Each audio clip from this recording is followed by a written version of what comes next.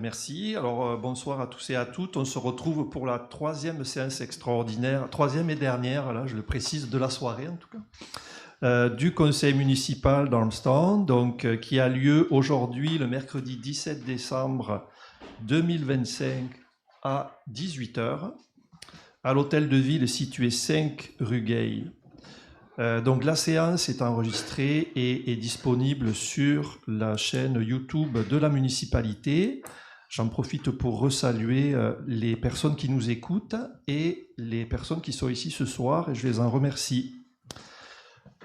Donc, ouverture de la séance. Donc, je déclare la séance ouverte à 18h01, on va dire là maintenant. Je vais faire la confirmation des présences. Donc, sont présents ce soir les membres du conseil suivants. Monsieur René Gauthier, Monsieur Jacques Guilbeault, Madame Jane Ferrest, Madame Valérie Taillefer, Monsieur Robert Gregg et Monsieur Michel André Aymon est absent ce soir. Donc, nous formons le quorum sous ma présidence. Et nous avons aussi présent ce soir avec nous le directeur général, Monsieur Daniel Leduc, et la greffière et directrice des affaires juridiques, Maître Antonina Roudavina. Tous les membres du conseil présents attestent avoir reçu l'avis de convocation, incluant l'ordre du jour dans le délai prescrit, tel que requis par le Code municipal du Québec. Alors, nous devons adopter l'ordre du jour que vous avez devant vous. Donc, ça me prendrait un proposeur, un secondeur pour l'ordre du jour. Jacques Guilbeault, second. René Gauthier, secondé par Jacques Guilbeault. Ok, parfait, merci.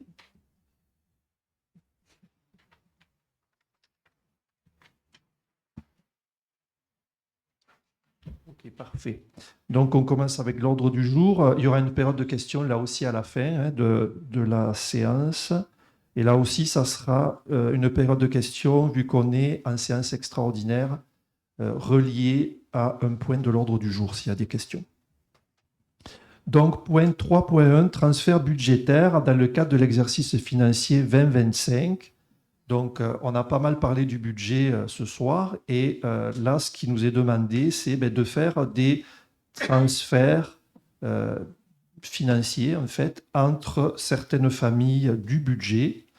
On appelle ça des transferts interfamilles. C'est que des fois, on s'aperçoit à la fin de l'année qu'il peut y avoir une partie du budget où c'est un peu un déficit, mais une autre partie a de l'excédent. Donc, on rééquilibre même le budget. Ça n'entraîne pas de dépenses ni de recettes supplémentaires. C'est juste un rééquilibrage comptable dans les faits. Il est pour un montant de 384 960 $ et 32. Mais comme je disais, ce montant-là est en positif puis en négatif aussi chaque fois. Là, donc, il n'y a pas d'enjeu budgétaire particulier.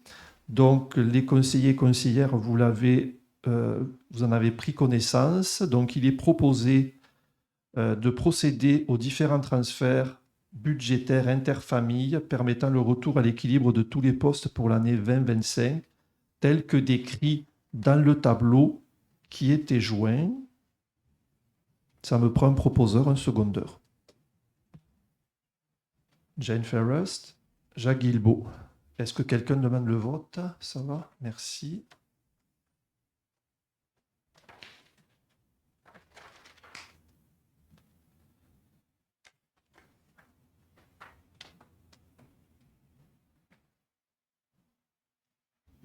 Okay. J'ai un point qui est en bas de page, je ne l'avais pas vu. Point 3.2, libérer les fonds de surplus affectés au projet Feu de circulation Isabelle. Donc, pour vous résumer un peu ce point-là, dans le fond, en 2021, le conseil municipal avait par résolution réservé une somme de 250 000 $ qui avait été donc collectée suite à la vente d'un lot situé sur la rue Isabelle. Et ce qui avait été prévu, c'est, là on est en 2021, que cette somme-là soit mise en réserve pour éventuellement financer l'installation de lumières, donc de feux de circulation à l'intersection 138-201. Mais entre-temps, le dossier a été repris en totalité par le MTQ. Donc, et là, dans le fond, la question, c'est que faire de ces sommes-là. Donc, ce qui est proposé ce soir, c'est de les libérer et de les réaffecter au surplus non affecté de la municipalité. Alors, je vous dis de suite, ça ne veut pas dire qu'il n'y a rien qui se fera sur l'intersection 138-201. Là. C'est juste que s'il y a des lumières qui sont installées, c'est le MTQ qui va les payer, c'est pas nous. Et j'en profite pour dire que dans ce dossier-là, ça fait partie des priorités qu'on s'est fixé le Conseil, là, de vraiment retourner voir le MTQ pour les sensibiliser sur cette intersection-là. Et ce n'est pas la seule. Il y en a deux, là, vous savez, qui sont problématiques. Donc, j'en dis pas plus. On aura l'occasion d'en reparler dans un conseil en 2026, c'est sûr. Donc, il est proposé que la somme de 250 000 $ initialement affectée au projet des feux de circulation et trottoirs à l'intersection 138-201 soit libérée, que cette somme soit versée au poste comptable du surplus non affecté de la municipalité. Ça me prend un proposeur, un secondeur. Jacques Guilbault propose. Valérie Taillefer, seconde. Est-ce que quelqu'un demande le vote? Non, ça va. Non, merci. Le point suivant, 4.1, adoption du règlement 148.1-2025 modifiant le règlement de zonage 148-2023. Donc ça, c'est un dossier qu'on avait vu dans un conseil précédent. En fait, ça concerne sur la 201, un lot qui est sur la 201. Et ce qui nous est demandé, pour vous dire, là, c'est là où est la plante et l'évêque, là, sur la 201. Et ce qui nous est demandé, c'est de modifier le coefficient de l'emprise au sol pour la zone. En fait, pour faire une histoire courte, antérieurement, l'emprise au sol, elle était d'un coefficient de 0,15. Il y a eu un changement réglementaire. Non, excusez, elle était à 0,5. Il y a eu un changement réglementaire qui l'a fait passer à 0,15, donc qui l'a baissé, ce qui est peu, 0,15, surtout pour les grands terrains.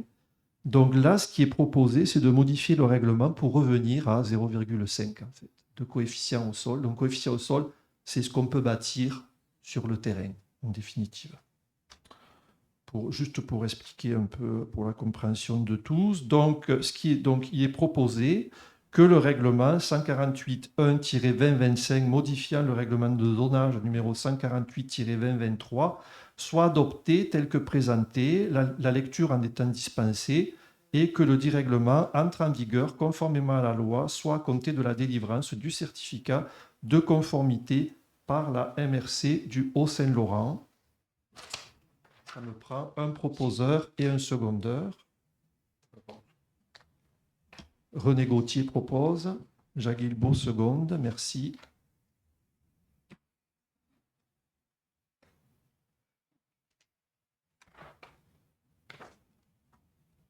Le point 4.2, adoption du règlement 148.2-2025, modifiant le règlement de zonage 148-2023.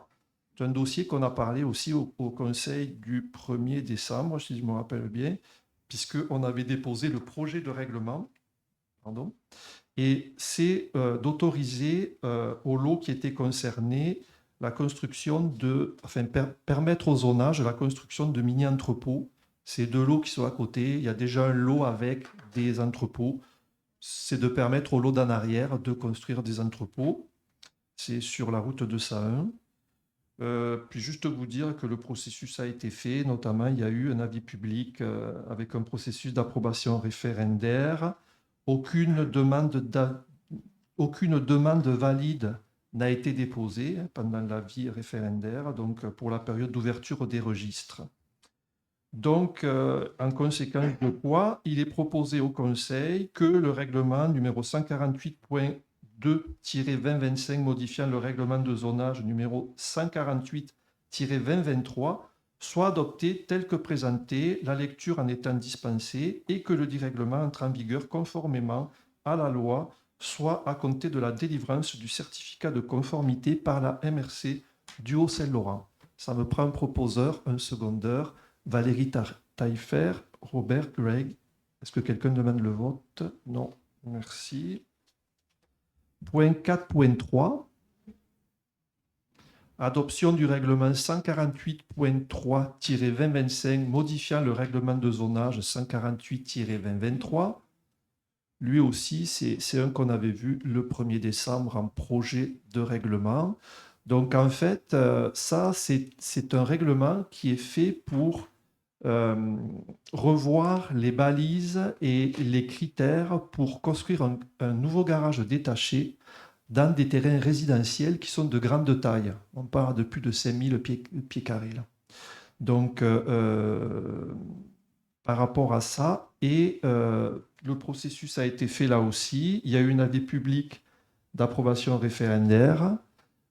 Aucune demande valide n'a été déposée lors de la période d'ouverture du registre. Donc, en conséquence de quoi, il est proposé par le Conseil que le règlement 148.3-2025 modifiant le règlement de zonage 148-2023 soit adopté tel que présenté, la lecture en étant dispensée, et que le dit règlement entre en vigueur conformément à la loi, soit à compter de la délivrance du certificat de conformité par la MRC du Haut-Saint-Laurent. Ça me prend un proposeur et un secondeur. Robert Gregg, Jane Fairest. Est-ce qu'il y en a qui demandent le vote? Non. Va, merci.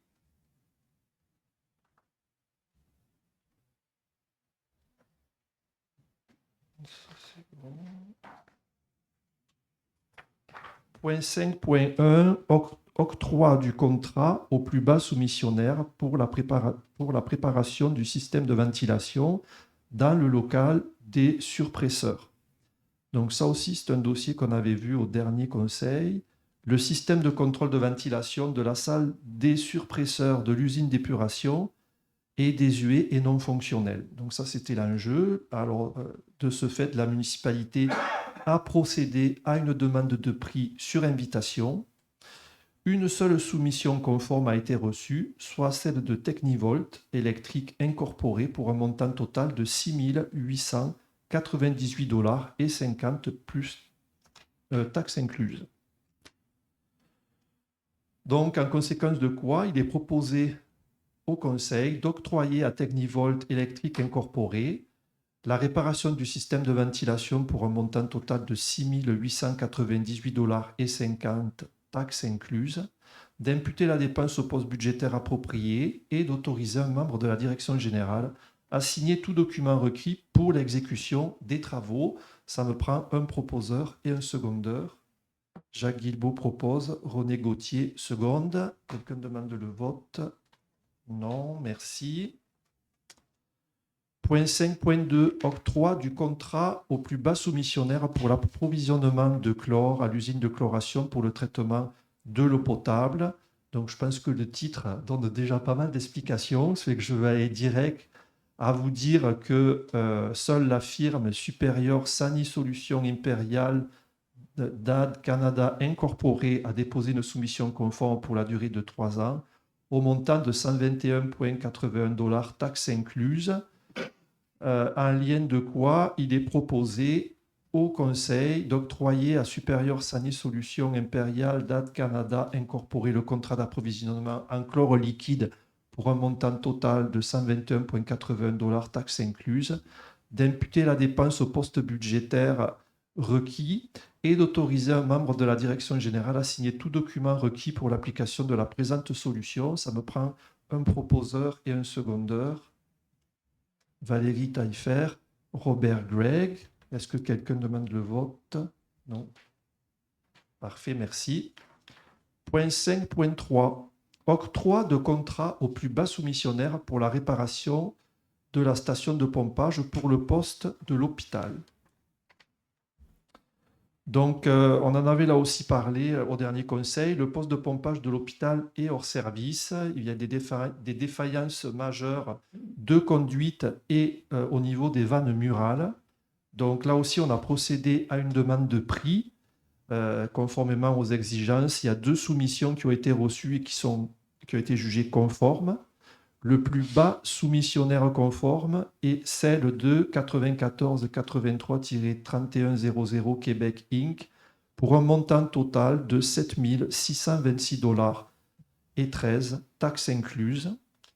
Donc, il est proposé au Conseil d'octroyer le contrat de réparation du poste de pompage de l'hôpital à 94 83-3100 Québec Inc. pour un montant total de 7 626 dollars et 13 sous, taxes incluses, d'imputer la dépense au poste budgétaire approprié, d'autoriser un membre de la direction générale à signer tout document requis pour l'exécution des travaux.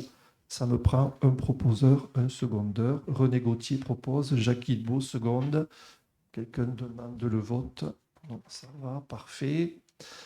Point 5.4, octroi de contrat, analyse des matériaux potentiellement amiantés dans les bâtiments municipaux. Là aussi, vous voyez, on se suit d'un conseil à l'autre. On en avait parlé déjà au dernier conseil. Donc, rappelez-vous, on a déjà fait faire une évaluation d'un premier niveau de nos infrastructures immobilières. Donc là, on parle des bâtiments qui appartiennent à la municipalité pour rechercher des potentiels contaminants.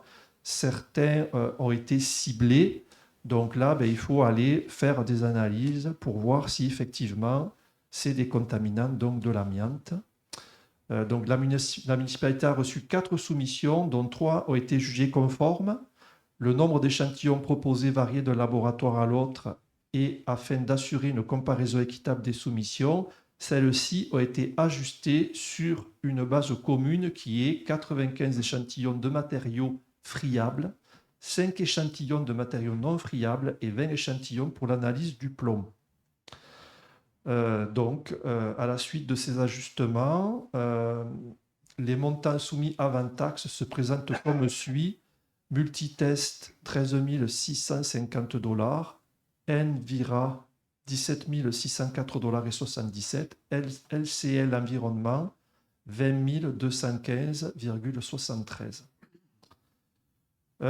L'ingénieur de la municipalité recommande l'octroi du mandat au laboratoire Multitest, qui s'avère être le soumissionnaire le plus bas, et le plus bas conforme en l'occurrence, pour effectuer les analyses requises, donc jusqu'à un montant qui sera de 13 650 dollars avant taxe, et seules les analyses requises seront effectuées. Donc, il est proposé au Conseil d'octroyer au montant maximum de 13 650 dollars le mandat de procéder aux analyses de matériaux susceptibles de contenir de l'amiante conformément au rapport de 2023 et aux exigences de la CNESST à la firme Multitest Incorporée, que les sommes requises soient prélevées à même le poste budgétaire requis, que la direction générale soit autorisée à signer tout document requis pour la réalisation du mandat, que le présent dossier soit inscrit au suivi de la mise en œuvre de la norme SP 3280.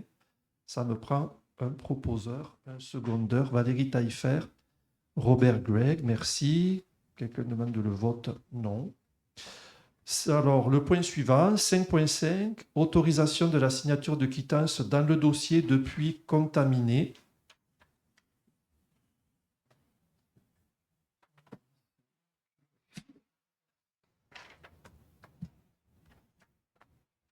Alors, attendu que la municipalité d'Armstrong est partie au litige portant le numéro 777 063 60-229 devant la Cour supérieure du district de Beauharnois concernant les puits contaminés de la municipalité.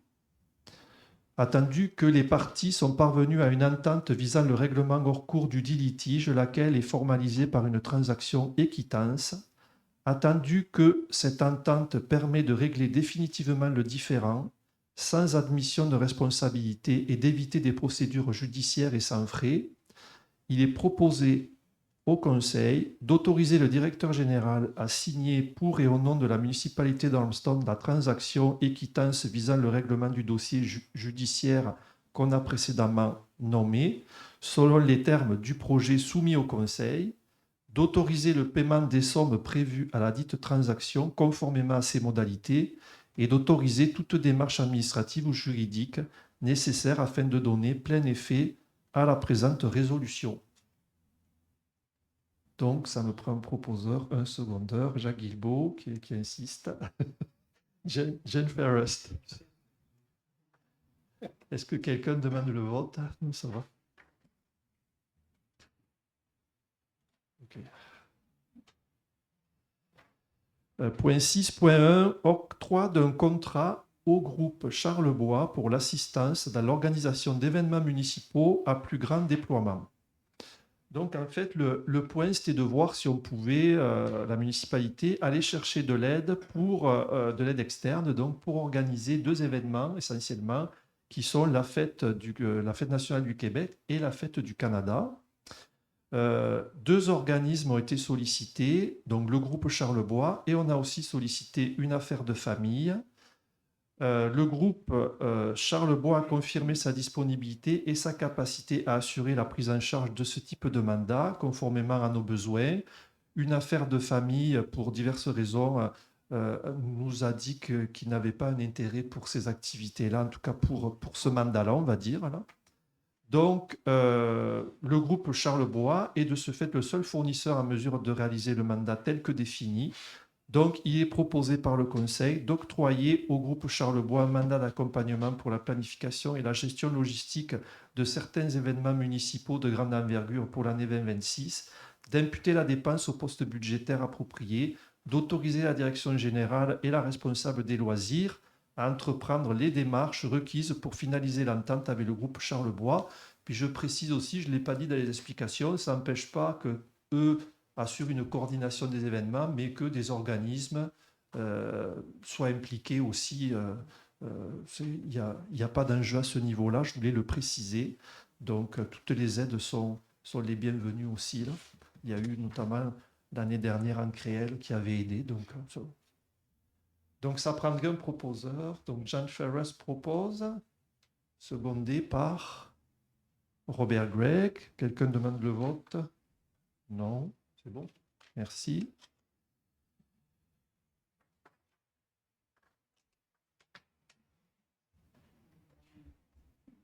Donc, ouais,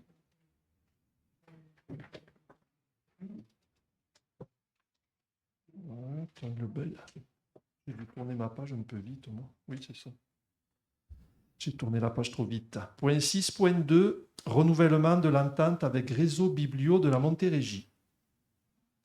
Donc, la municipalité est liée par entente depuis plusieurs années avec Réseau Biblio de la Montérégie. Donc, ça donne des services de support pour la bibliothèque. Donc, ce qui est indiqué, c'est que ça permet d'assurer l'offre de services de bibliothèque publique et à sa population. Donc, l'entente arrive à échéance le 31 décembre 2025.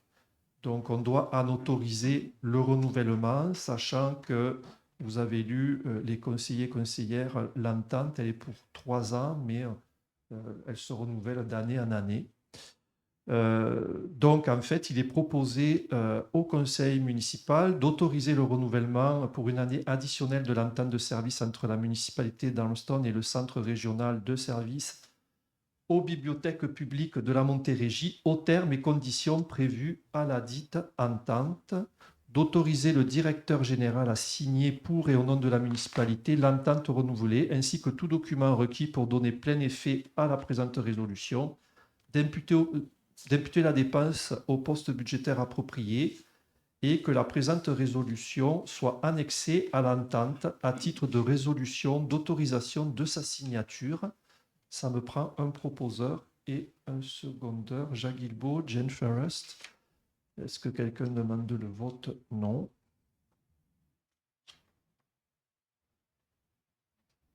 Donc, ça c'est bon. Donc, ici c'est 9.1. Point 9.1, demande d'appui, c'est ça? Ouais. 9.1, demande d'appui à l'organisme une affaire de famille dans l'organisation d'une fête familiale interculturelle pour le Haut-Saint-Laurent. Donc, en résumé, l'organisme Une affaire de famille organise d'ailleurs depuis plusieurs années une fête annuelle. C'est une fête familiale interculturelle intitulée Haut-Saint-Laurent en couleur. Donc, ça aura lieu le 30 mai 2026 sur le territoire de la municipalité d'Armstrong. Et dans le fond, l'organisme nous demande de supporter leur demande. Cet événement vise à promouvoir le multiculturalisme, l'inclusion et la lutte contre le racisme, et il bénéficierait à l'ensemble de la population du Haut-Saint-Laurent.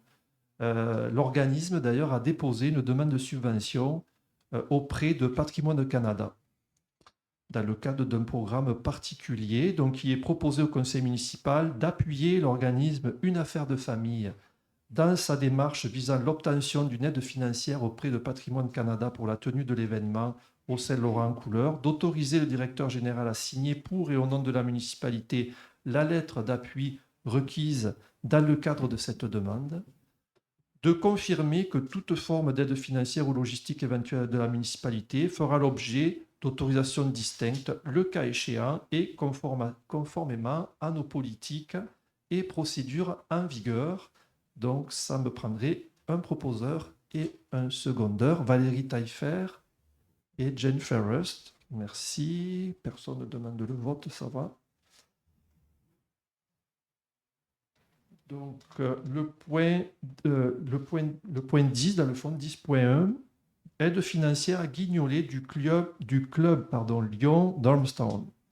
Donc, comme vous le savez, le club des Lions d'Armstrong organise annuellement une guignolée qui vise à offrir des paniers de Noël aux familles dans le besoin sur le territoire de la municipalité, mais aussi de sa région. En vertu de notre politique en matière de dons et de commandites, la municipalité souhaite soutenir cette initiative communautaire, laquelle contribue directement au mieux-être des citoyens et citoyennes les plus vulnérables. Donc, il est proposé au conseil municipal d'autoriser l'octroi d'un don de 1 500 $ au club Lyon-Darmstadt dans le cadre de la guignolée afin de contribuer à l'achat de denrées périssables et non périssables destinées aux familles. Que cette dépense soit imputée au poste budgétaire requis, que la direction générale soit autorisée à effectuer le paiement et à poser tout acte requis pour donner suite à la présente résolution. Donc, ça me prendrait un proposeur et un secondeur. René Gauthier propose, Robert Gregg seconde. Merci beaucoup. Personne ne demande le vote? Non. Parfait. Donc, on serait rendu à la période de questions. Je vous rappelle, là aussi, qu'on est dans une séance extraordinaire. Donc, là, ça doit être relié à un des points de l'ordre du jour. Pour les points qui sont plus différents, mais ça sera au premier conseil de janvier, si vous voulez.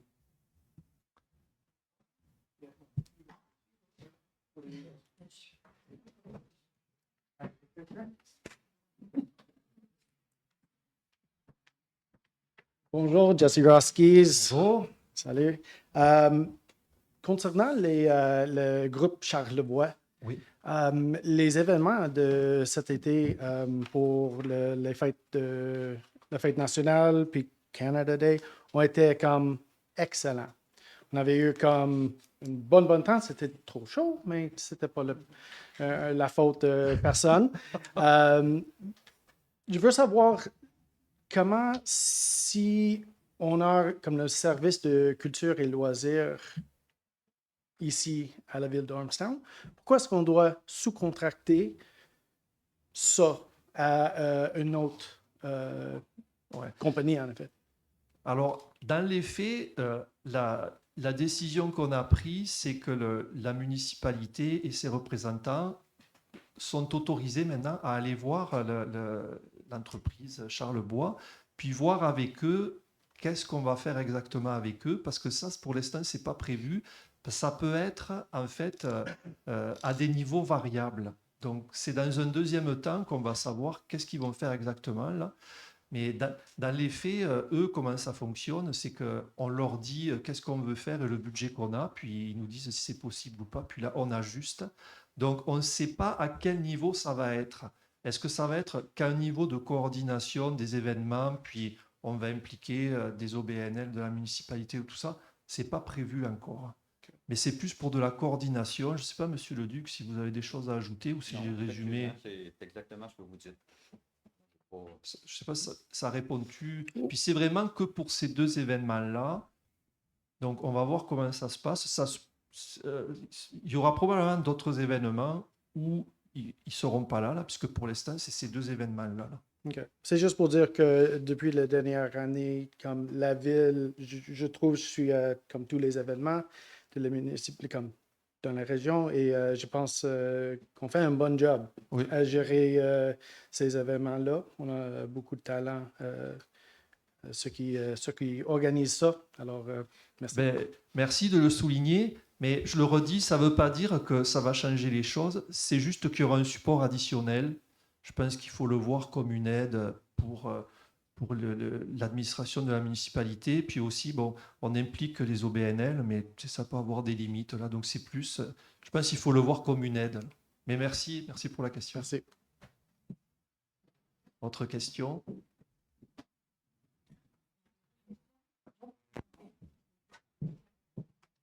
Jacqueline Bourgoin. Le renouvellement de l'entente avec le réseau Biblio Montérégie. Donc, merci beaucoup. On arrive à ce point-là. Vous avez signé pour 3 ans, c'est beau, mais où elle va être, cette bibliothèque-là? Venez pas me dire que ça ne fait pas partie de la séance extraordinaire. Ça fait depuis décembre qu'on en parle de l'année passée. Et ils m'ont dit au 17 décembre, ça va être réglé. On est le 17, on est minuit moins quart, c'est le 31 que ça se termine. Vous signez le réseau, ça c'est correct parce que je ne veux pas une bibliothèque privée. On n'est pas capable d'avoir une bibliothèque privée, je le sais, on n'a pas de bénévoles pour ça. Donc, ma question, mais je pense que tout le monde la pose, cette question-là, mais on a... Je vais donner quelques éléments de réponse. Là. On va dire que c'est à la limite de l'ordre du jour. Ben, dites-moi pas ça, M. Beson. Ici, vous me dites une réunion extraordinaire. Non, mais je vais vous répondre. Je vais vous répondre. OK. Donc. D'abord, ce que je voudrais dire, c'est que le 31 décembre n'est pas une fin complète au niveau du bail, dans le sens que on peut renouveler de mois en mois. Et c'est probablement ce qu'on va faire. On va voir la suite, là, ce que ça va donner. Mais on est en négociation avec le propriétaire pour l'instant. J'en dirai pas plus là-dessus, mais on travaille fort pour trouver des conditions favorables pour que la bibliothèque reste là où elle est. Mais sauf que vous savez qu'il y a des coûts reliés à tout ça. Et rappelez-vous comment s'est finie la réunion au CVR. J'étais pas là, malheureusement. C'était de dire, il va falloir que le prochain conseil négocie. Donc c'est ce qu'on fait. Mais ça fait 4 semaines qu'on est là. Donc il y a des fois des choses qui prennent un peu plus de temps.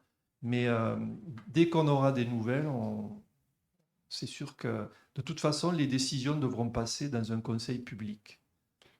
Et le 1er janvier, on est encore à la même endroit. Oui. Ça ne se déménage pas du jour au lendemain. Non, c'est clair. Puis, Maître Rodavina, on a regardé le dossier, puis il y a des modalités. Il n'y a pas d'inquiétude à y avoir pour en tout cas le mois de janvier ou les mois à venir à court terme. Mais c'est sûr que on veut une solution rapide.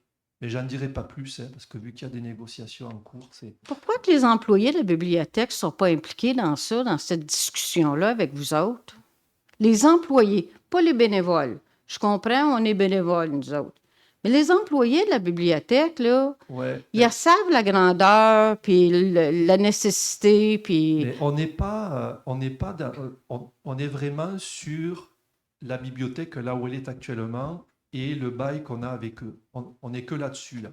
On n'est pas dans est-ce qu'elle peut aller ici ou là ou là. Notre travail se concentre sur le bail de la bibliothèque actuelle. Pour ça qu'ils ne sont pas nécessairement impliqués. Je vous dirais que celle qui est le plus impliquée, elle est ici, là. C'est notre spécialiste en droit, parce que c'est tout le volet légal et tout le volet du financement qui est regardé là. Mais donc, ça apporterait pas plus. C'est sûr que subséquemment, dépendant comment tourne le dossier, on pourrait les impliquer éventuellement là. Mais au stade où on en est, il n'y a pas d'intérêt particulier pour ça. Merci. Bienvenue, merci à vous. Autre question? Même sujet.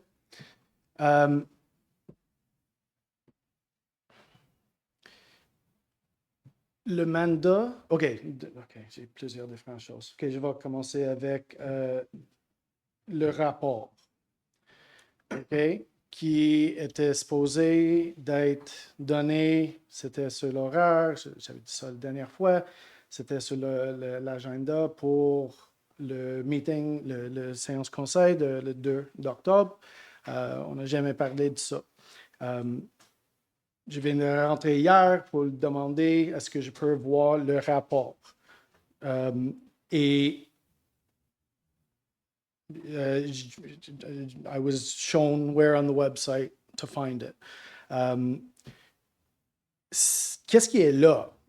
C'est exactement la même présentation qu'on avait vue ce jour-là en septembre à CBR. Et le mandat de IDEFICA, c'était de nous donner comme un rapport en concernant, comme en donner qu'est-ce que la public a donné comme question, des réponses, des sentiments. Mhm. Qu'est-ce qui est là maintenant? Hein? Qu'est-ce qui est disponible au public? Rien comme, d'après moi, rien. It doesn't have any insight. Mais c'est. En tout cas, je vais faire une réponse courte parce qu'on sort de l'ordre du jour. Ouais, Là. c'est ça. Hein. Mais c'est le seul rapport qu'on a. Le seul. On n'a pas d'autre rapport. Celui qui a été publié, qu'on a vérifié qu'il y était, hein, publié, celui qu'on a vu l'autre jour, là, c'est le seul qu'on a. Ils n'ont pas produit d'autres rapports. OK. OK, dernière chose. Le mandat concernant la bibliothèque pour notre directeur général a demandé pour faire des négociations, pour faire une séance publique, public consultation, puis de faire un public survey. Ça rend où? Est-ce qu'on va avoir ça? Comme vous êtes en train de faire des négociations, sauf comme est-ce que la public va vous dire qu'on ne peut pas savoir vos discussions? I've heard that before. Dès qu'on aura des éléments, obligatoirement, puis là, ce que je vais dire, c'est très général, là, mais dans une municipalité, la seule instance qui peut prendre une décision, vous l'avez ici, là. Donc, quand ça sera assez avancé, ça va être ici, puis ça sera en séance publique. Donc, vous serez informé de l'évolution, puis ça sera probablement en janvier. J'aurais aimé que ce soit le 17 décembre, c'est-à-dire aujourd'hui. Mais pour différentes raisons, c'est pas possible. Ça ne veut pas dire je pense qu'il faut pas faire j'ai été assez transparent sur là où on en est. Je peux pas aller plus loin que ce que je vous dis, mais assez rapidement, vous devriez avoir les éléments. Les éléments, mais c'est en négociation. Donc, Given that it's only been a month, I'll take it easy on you. So thank you very much. on s'en reparlera en janvier, je suis sûr. Ça sera avec plaisir. Pour des bonnes nouvelles, j'espère. Alors écoutez, avant de clore à moins qu'il y ait d'autres questions, c'est bon? Avant de clore la séance d'aujourd'hui, je voudrais souhaiter de joyeuses fêtes de fin d'année d'abord au public, à vous tous qui êtes présents ici ce soir, à ceux qui nous écoutent aussi sur YouTube. Je vous souhaite une bonne et heureuse fin d'année, un bon temps des fêtes.